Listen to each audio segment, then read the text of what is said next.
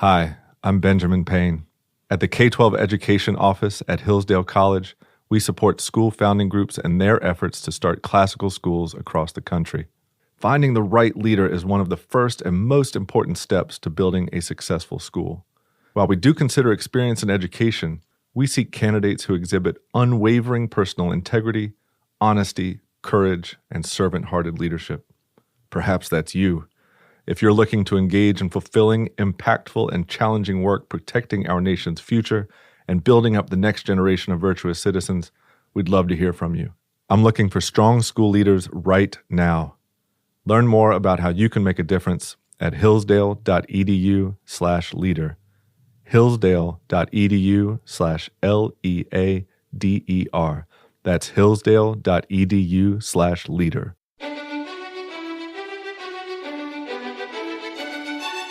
Welcome to the Hillsdale College K-12 Classical Education Podcast, bringing you insight into classical education and its unique emphasis on human virtue and moral character, responsible citizenship, content-rich curricula, and teacher-led classrooms. Now your host, Scott Bertram.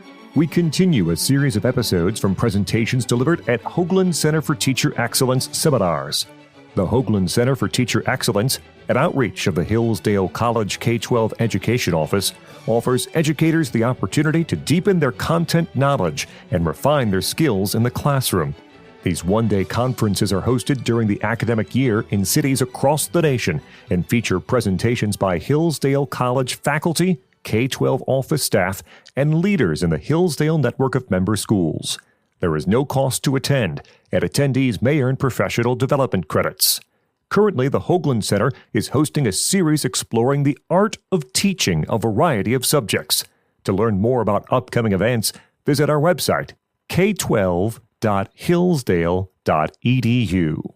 What I wanted to do is to sort of think about not only the question of how we teach history, and I'll try to do a little bit of that, just kind of raise some issues, but why we study history. It's always really good to know why when you're trying to figure out how, to have a sense of the ends by which you're trying to find the best means.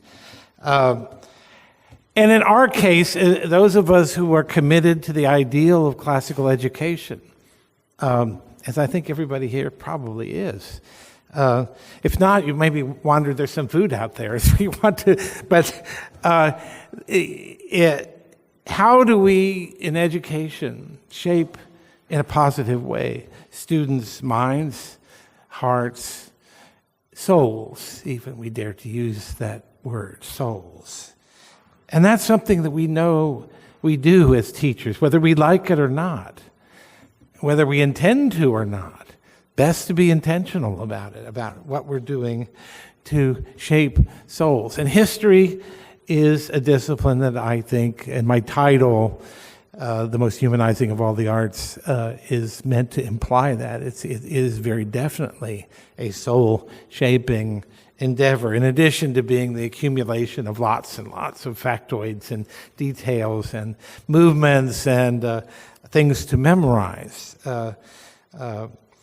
So we don't think often enough, draw back and think about these larger questions. So I want to give a little attention to that. My title is not original. It comes from a book by the historian Richard Hofstadter, who was prominent in the sort of second half of the 20th century. And you all probably know the name, or many of you probably do. And it's near the very end of his book called The Progressive Historians. And this segue with Paul Marino is entirely coincidental, but I'm happy for it. I think it's his best book, Hofstadter's best book, although I don't know it's universally regarded as such, because what he does in it is he is critical in a very detailed and nuanced way, but he's critical of the very tradition, the progressive tradition, in which he was rooted, from which he took his bearings when he started out. His two intellectual heroes were Charles Beard and H.L. Mencken. It's an odd pair, actually, when you think about it, but some of his writing partook of Mencken's sort of sardonic humor. It wasn't quite as spectacular as Mencken was, but he wrote books that sold massively, particularly a book called The American Political Tradition and the Men Who Made It, which is a double entendre title. The men who made it. They who rose to the top of the greasy pole. So that was his. He was an ironic, slightly jaded, detached, wryly humorous and debunking sort of guy. But he changed his mind over the course of his career. He won 2 Pulitzer Prizes for books that have not been forgotten. But he toward the end of his career, which unfortunately was cut short by disease, he changed his mind. He changed his thinking. He hinted at this change in his about face in a commencement speech he gave at Columbia University in 1968. 1968 was the year that Columbia University blew up with student riots over various things, the Vietnam War, the university's development policies in the neighborhood. You have whatever you want. They were rioting about it. And they called it the bust because the university basically closed down. And Hofstadter was asked to give the commencement address, and he had to give it off campus at the Cathedral of St. John the Divine on Amsterdam Avenue in New York. Beautiful building. And I'm going to quote, this is, I hope I won't get any more dry than this in the lecture, but I want to quote a portion of what he said that day. And remember, the university is in an uproar. It's closed down. The faculty is sort of divided between those who support the rioters and those who support the status quo, and the president is out to lunch. So here's what Hofstadter said, among other things.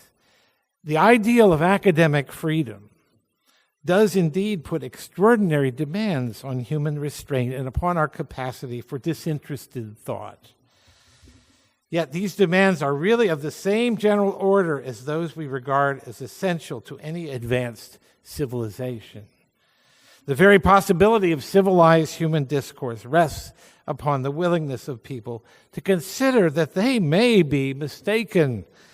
The possibility of modern democracy rests upon the willingness of governments to accept the existence of a loyal opposition.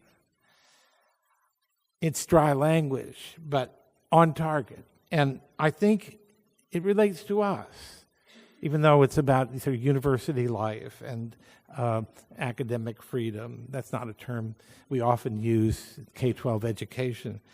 But it's that willingness to recognize and respect those with whom we disagree and yield to something like due process, civil and orderly debate. Aren't these virtues that we want to cultivate in our students? Of course they are. They're paramount importance. And in our society more generally, wouldn't it be nice if that influence could percolate out? But at least the people in our classroom, we can model that and insist on that kind of respect, civility, and a sense of that the loyal opposition has a place. So the events at Columbia, the bust at Columbia, made Hofstadter aware of the preciousness and fragility of the institutions that made free inquiry and civilized human discourse possible. His thinking had already been shifting because of other things, in questioning the platitudes that had been guiding him up to that point. And because of this shift, Progressive Historians, the book I mentioned before, which I consider was his best book, is a minor masterpiece of reflection, introspection, openly admitting that he had been mistaken. He'd come to see the study of history was not merely to aid a particular political end, but to be, and here he says, the most humanizing among the arts. I'm not sure why he uses the word arts. I'm not going to try to defend that, but I did want to quote him accurately. Meaning partly history cannot be a science. I think that's what he meant to convey. But so what does the phrase mean more broadly? And how does it apply to the teaching of young people about history, K through 12? Does it apply? Absolutely, it does apply. To begin with, I would cite the example, I was delighted to see copies of the Whig interpretation of history by Herbert Butterfield out there on the table. And if you don't have one, get one. Take it home. Even just read the first few pages. It's a very short book, but it has a wonderfully humane understanding of history. And the way he puts it at one point, history, the historian should be a recording angel rather than a hanging judge. A recording angel rather than a hanging judge.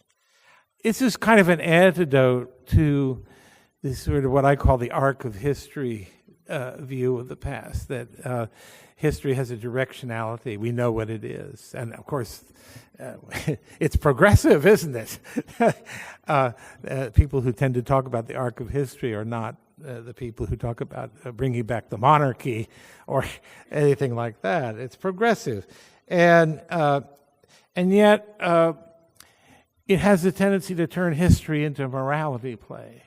And Butterfield absolutely rejects that idea, that history... And by the way, Butterfield was a very serious Christian who wrote about Christianity and history in very interesting ways. He doesn't get a lot of attention for that. But he did not think history was a morality play. It's not our job to pass out the white hats and black hats to the players of history. There are other historians who do that. Howard Zinn is a good example for those of you familiar with his work. He's all about white hats, black hats, white hats, black hats, good and evil. Our first responsibility, according to Butterfield, and according to me, I agree with him, is to know what we can about the past, to learn how to see it as much as possible on its own terms, be slow to pass moral judgment on it, cultivating the skill of putting ourselves into the place of others. It isn't a license to roam through the past like a sophomoric moralizing blunderbuss. We all have those in our classes, sophomoric moralizing, and then some of them aren't even sophomores. The blunderbuss, bashing anyone or anything that came before us while proclaiming our moral superiority to them and to the past. That's not what history should do. Instead, it should open us to the possibility, the likelihood, that great events nearly always have many causes, and it's extremely rare and difficult for any particular man or woman in the past to operate outside the form and pressure of their own times and achieve exactly what they set out to do. Butterfield's very good on that, too. His treatment of Martin Luther, if you're interested. And it should be in opposition to the weaponization of history. The word weaponization is very popular, and I really don't like it very much, but sometimes you just have to use it. The transformation of something into a weapon. History ought to be something else. It ought to be the most humane and humanizing of all subjects. It opens the world to us in all of its gorgeous variety, both as it is and as it has been, and provides us a window onto the astonishing range of human experience. From the earthbound world of ordinary peasants and servants to the rarefied universe of the mighty and wealthy and everything in between. It teaches that things have not always been as they are now, and will not always continue to be as they are now. That's an important lesson for young people to learn, a hard one for them to grasp, but an important one for them to grasp. History's forays into unfamiliar territories can shock us and enlarge our sympathies. increase our awareness of the many ways that people have gone about the business of being human. It rescues precious things and memories from the darkness into which they'd otherwise disappear. It gives a sense of continuity with the past. It gives support to our sense of human possibility, especially if we seek to provide a balanced and honest record of humanity's achievements and enormities. Enormities are bad. not enormous successes and enormous failures, there's deplorable failures alike. And we're generous enough to acknowledge that everything that happens has a mixture of motives, both noble and ignoble. Each and every one of us, flawed humans, brings this combination to life's tasks. Humanizing, to use Hofstadter's word. That, at any rate, is how it ought to be. But today, instead of expanding our minds and hearts, history is increasingly used to narrow them. Instead of being a way of deepening ourselves, helping us to take a mature, complex view of our past, history is being employed as a simple bludgeon which picks its targets based on a simple litmus standard, often little more than a popular cliche, and applies it mechanically. Perhaps the best example of this is the pell-mell rush we've seen in recent years to pass judgment, summary judgment, on the heroes of the past and tear down or rename the monuments to them that we've erected. The George Washingtons, Thomas Jeffersons, Woodrow Wilsons. I know Paul Marino might not have a problem with tearing down Woodrow Wilson. I might not either. But he's a hero to somebody.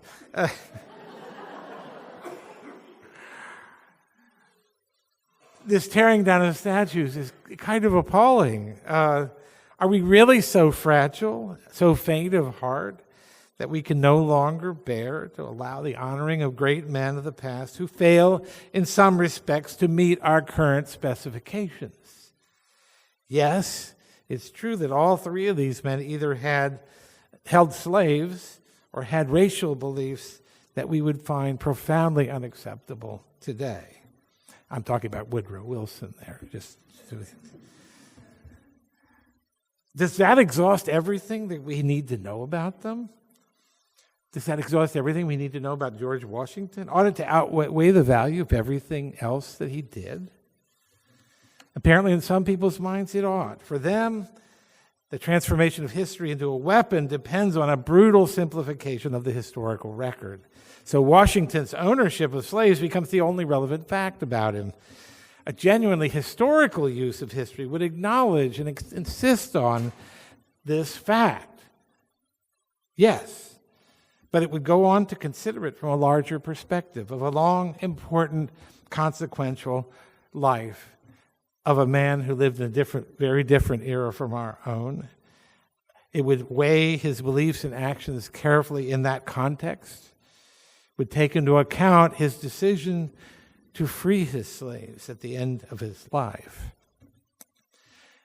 An account that paid this kind of respectful attention to detail and complexity is no longer what we're getting. Instead, we get patent idiocy.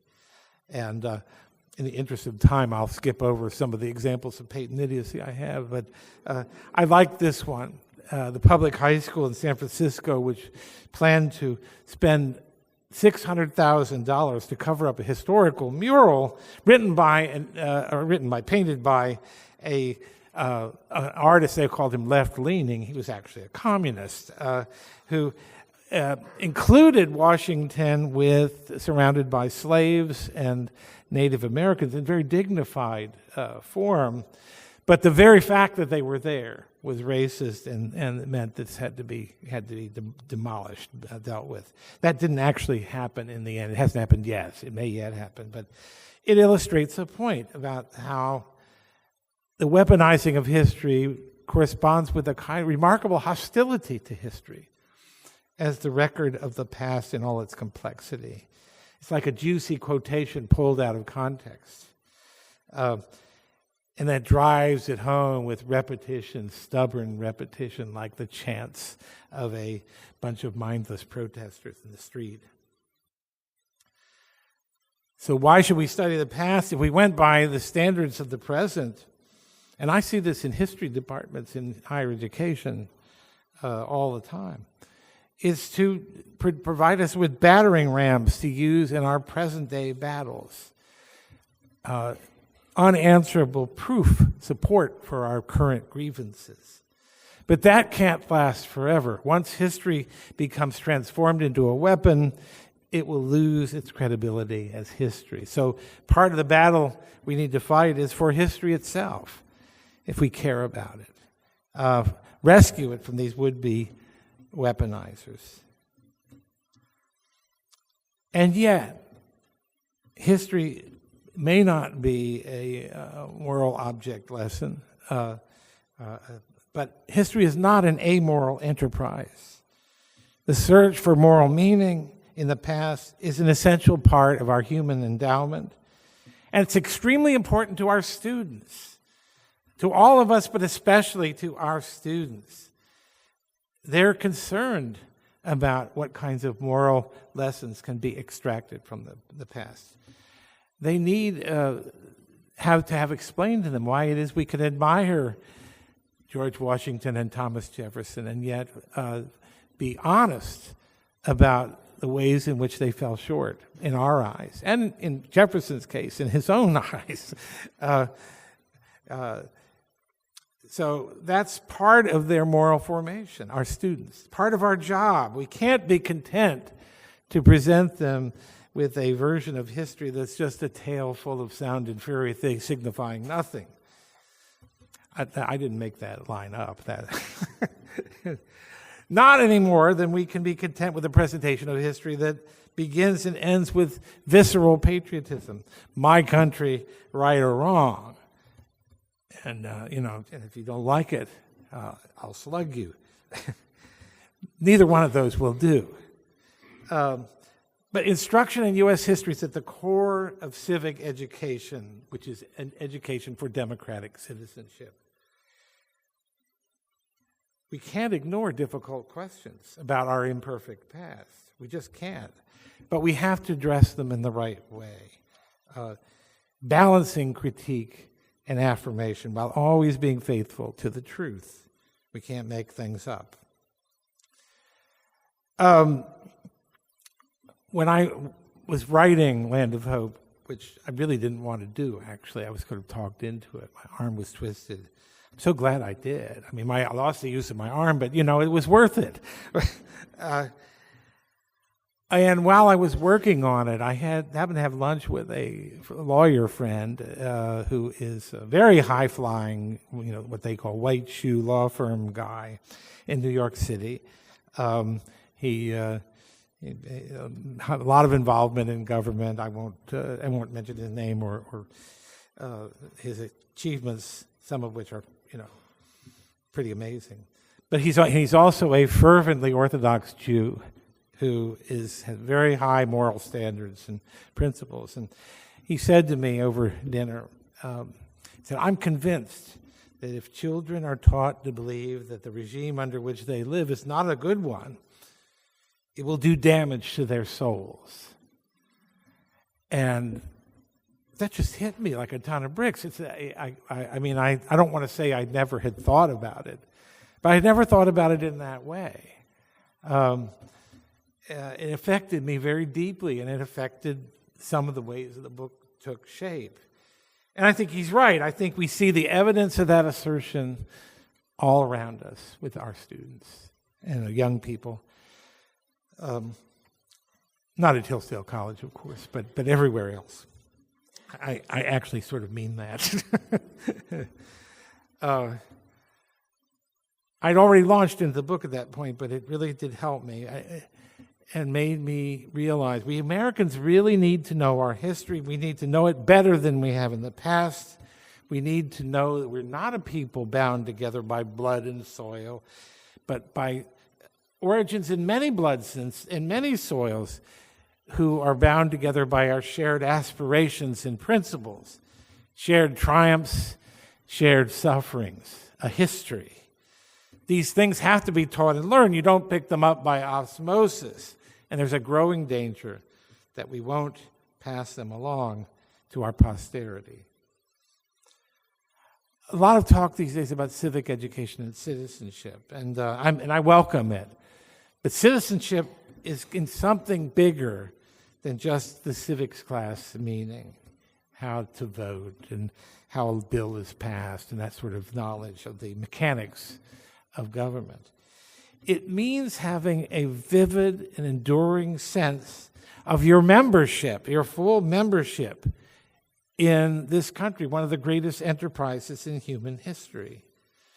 That's why the formal study of American history should be essential. It should provide those things, and why in so much of our country we're failing to do that.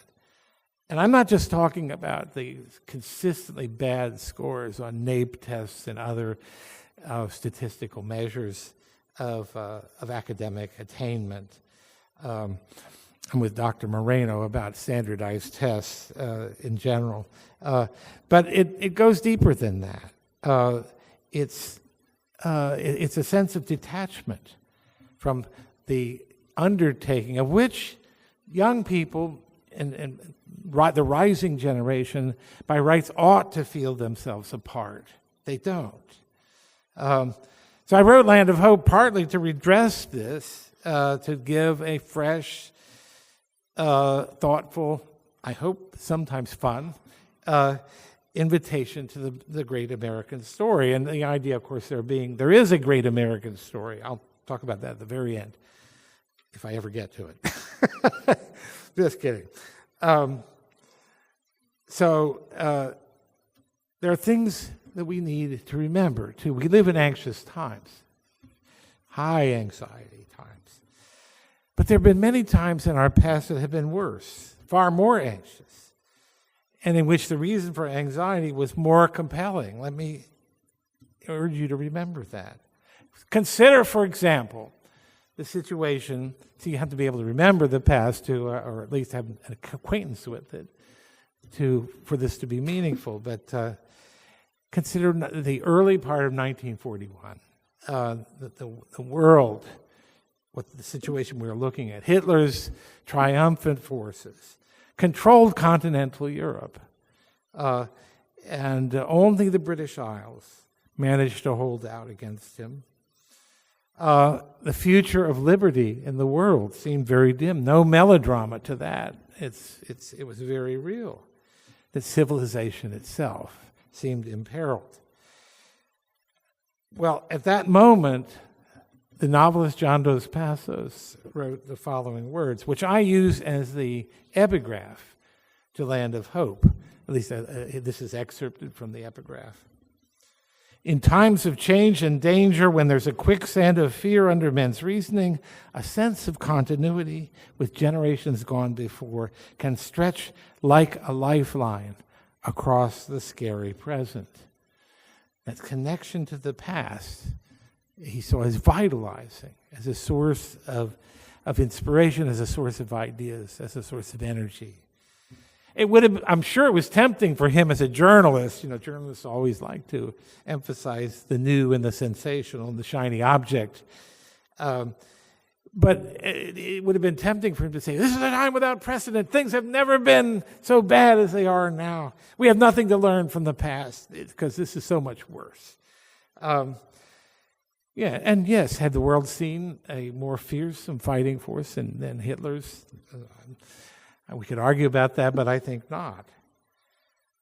But Dos Passos chose to convey exactly the opposite message, that we look backward, reach back to a past that was a source of sanity, a direction, a lifeline. He uses that word, a lifeline of sustenance and instruction. And the training in that way, that's such a training of the mind to know how to look backward, is the very core of classical education, isn't it?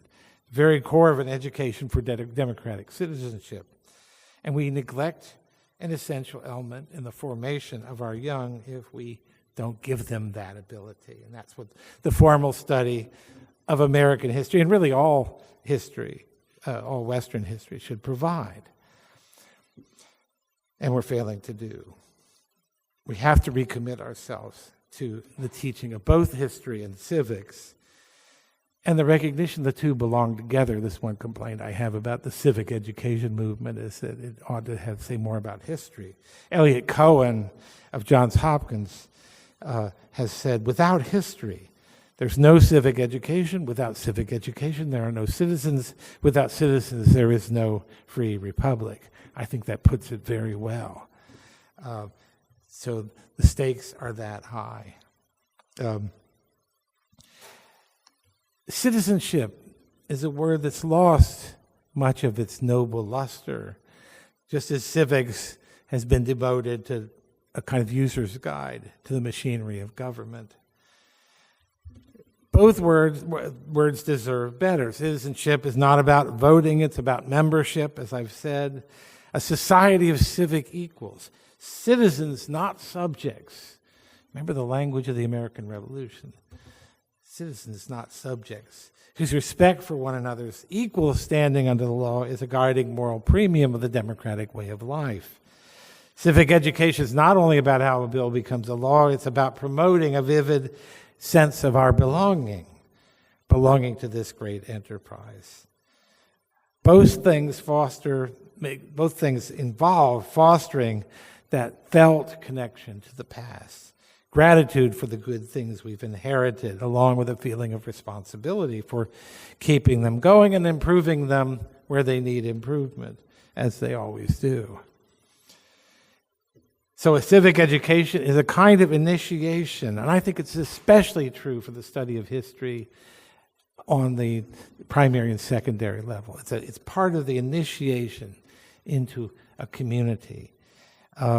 Not just a community of the present, but a community of memory, a long human chain linking past, present, and future in shared recognition and, one would hope, gratitude. I would go so far as to say a patriotic education needs to be an education in love.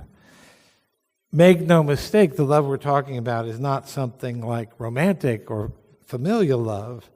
It can't be imposed by teachers or schools or government edicts, least of all in a free country.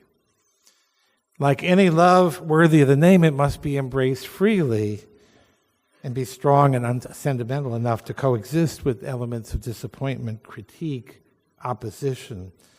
But it's love all the same. And without the deep foundation that supplies, a republic will perish.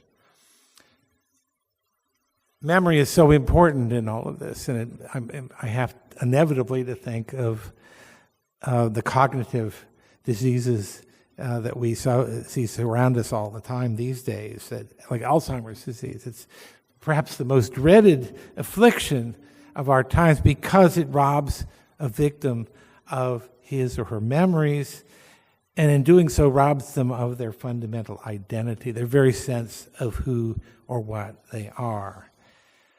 Can we talk about larger collectivities in a similar way? Yes, I think we can. What's true for individuals and families is also true in its way for nations and peoples. What memory is to individuals, history is for civilizations. Without the reference points provided by a broadly shared historical consciousness, we will forget who we are and perish. A culture without memory will be barbarous and easily tyrannized, even if it's technologically advanced. The incessant waves of daily events will occupy all our attention and defeat all our efforts to connect past, present, and future in a meaningful way.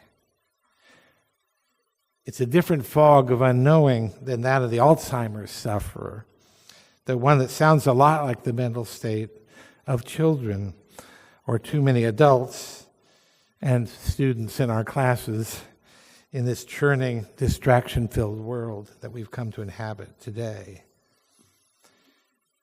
Yet there's some crucial differences. Alzheimer's disease is an organic affliction that one can't will. It's not a choice. But we, the American people, can choose and can be blamed if we choose to abandon the imperative requirement to know our own past. And if we fail to pass that knowledge on to the rising generation, we can't attribute it to some disease. And our society is becoming very close to that very state, having lost a general grasp on the larger trajectory of our history. This is a fear that's a very old thing in American history. Abraham Lincoln spoke of this in his first great speech, 1837 Lyceum Address. It was an extended lament about the possibility that great achievements of 1776 were being betrayed by the nation's descent into violence and lawlessness. The fears of such possibilities have been a perennial problem in each generation. In our own time, the problem takes the form of a strange paradox. We actually know more about the past. We know more about the past than others have, because we have many battalions of specialized professional historians, some of them anointed with advanced degrees from institutions like the University of Maryland and Johns Hopkins, where Dr. Moreno and I went, and many of them are brilliant people with impressive achievements. But we actually know less for all of the accumulation of that particular knowledge, because we lack a shared grasp of the overarching meaning, the story of our history, the kind of meaning that helps to give shape to the way that we live together. And we have to do better than that. I'm close with a wonderful quotation from, well, actually, before I do say that, I want to make an apologia for my title, Land of Hope. And it really has two features. I wanted to emphasize America is not just an idea, it is a land, it is a place. It has a particular character. When you go to Arlington National Cemetery, you don't raise your hands and say, oh, thank goodness for the universal rights of man. No, it's about this country and those who've given their lives for it. And of course, they may have other aspirations. Americans do have a universalistic side to us. But we are a land of hope. Why hope? I wanted to emphasize the spirit, a spirit that drives so much of our history. We're creatures of wills and aspirations, not merely tumbleweeds at the mercy of large historical forces. Hope is a quality of soul, cardinal virtue, something that can't be explained or measured in strictly material terms. I think anyone who tries to describe America and leaves out that aspirational quality is missing the boat entirely. I mean, of course, the capacity for hope is a universal feature of humankind. It's something we all have. But that capacity has been an enduring thematic characteristic of our country. Americans have always sought to rise above the hand we've been dealt, even the New Deal, the conditions into which we were born. That's precisely what's drawn so many people to our shores, continues to do so, the possibility of a fresh chance in life. We are, I would argue, the most aspirational nation in the history of the world. So, hope not always realized, hope sometimes disappointed, but hope nonetheless, I think, is a magnetism that operates continuously in our past, and may it continue to do so in the future. And now for my quotation from Daniel Boorstin, who is a great and underestimated American historian. The quotation comes from something he wrote called The Mysterious Future. And it goes like this. If the future is a mystery story, then that does not frighten Americans. For we Americans have always lived in the world's greatest treasure house of the unexpected. Boy, aren't we experiencing that right now? We're surfing on the unexpected every day. That part of our civic education should be a thorough education in the contingency of political and social life. To take nothing for granted. That's the attitude that the good citizen has. We don't take for granted the good things we enjoy. We don't take for granted the evils that we deplore. History is a good teacher of these things that citizens need to know. As I mentioned a moment ago, our revolution, whose beginnings we're about to celebrate in April with Lexington and Concord. I hope you're all going to do set off fireworks in your classes and all kinds of good stuff. Not the shot fired around the world, though. We don't need that. But it's coming, and the semi-quincentennial is coming. If I was a real sadist, I would make you all say, semi-quincentennial, but I will not do that. But that revolution, remember, it was all about moving from subject to citizen. From subject to citizen. This is a language often used by revolutionaries, and it summarizes a lot of things. The movement from being dependent to being engaged, involved, participating in the process of ruling ourselves. Not individualism in per se, but self-rule. So to refuse to submit to the domination of large forces, to assert our human agency as self-governing citizens, that is an aspiration as relevant now as it ever has been. Thank you very much. If you enjoyed this lecture, we encourage you to visit our website, k12.hillsdale.edu, for additional information on upcoming Hoogland Center events and other free resources for educators.